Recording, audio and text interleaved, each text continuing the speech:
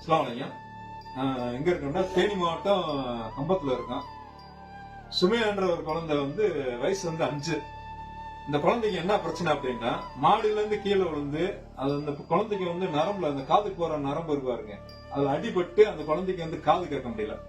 இது காது கேட்காதனால என்ன பிரச்சனை, அந்த பிள்ளைக்கு வாய் பேசுறதுல இப்ப பிரச்சனையா இருக்கு. அதனால உடனே இந்த குழந்தைக்கு உடனே ஆபரேஷன் பண்ணி ஆகணும்.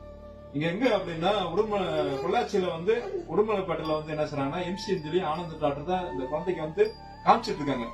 கிட்டத்தட்ட அந்த குழந்தைக்கு ஆபரேஷன் பண்ண அந்த காதோட சவ்வோட ஆபரேஷன் பண்ணா இந்த குழந்தைக்கு காது கேட்கும், வாயும் பேச முடியும். கிட்டத்தட்ட அந்த ஆபரேஷனுக்காண்டி ஒரு 10 லட்ச ரூபாய் வரைக்கும் என்ன செய்யறாங்க, மருத்துவ செலவு இந்த குழந்தைக்கு தேவைப்படுது. பாருங்க, அந்த குழந்தை ஒரு 5 வயசு குழந்தை ஒரு காது கேட்காம எப்படி இருக்கு பாருங்க. தயவுசெய்து அந்த குழந்தையோட மனநிலையை வச்சு தயவுசெய்து உங்களால முயன்ற ஒரு பொருளாதாரத்தை வாரி வழங்குங்க. அந்த குழந்தைய ஒரு காது கேட்கறதுக்காண்டி, வாய் பேசுறதுக்காண்டி வாரி வழங்குங்க. ஒரு பச்சை குழந்தைய காது கேட்கலன்னா எவ்வளவு நம்மளுடைய குழந்தைகள் எவ்வளவு கஷ்டப்படும். அதோட தாய் தகப்பன் அழுகுறாங்க.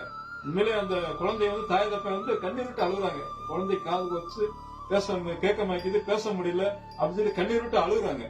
தயவுசெய்து அந்த தாயோட கண்ணீர் துடைப்பதற்கும் அந்த குழந்தைய அந்த காது கேட்பதற்கு உங்களால் இயன்ற பொருளாதாரத்தை வாரி வழங்கி அந்த குழந்தைய அந்த ஆபரேஷனுக்காண்டி கொடுங்க. கிட்டத்தட்ட 1 மாசத்துல அந்த குழந்தைக்கு பணத்தை கட்டி ஆகணும். உங்களால முடிஞ்ச அந்த அக்கௌண்ட் நம்பர் நான் அதுல போட்டு விடுறேன். அதுல உள்ள போன்பே நம்பர் ஜிபே நம்பர் எல்லாமே அதுல போட்டு விடுறேன். அந்த போன்பேல வாரி வழங்கி நீங்க எவ்வளவு சீக்கிரத்துல நீங்க போடுறோமோ அவ்வளவு சீக்கிரத்துல. ஏன் அப்படின்னா, ஒரு மனிதரை யாரை வாழ வைக்கிறாங்களோ இந்த உலகத்துல அனைத்து மனிதரை வாழ வைக்கிற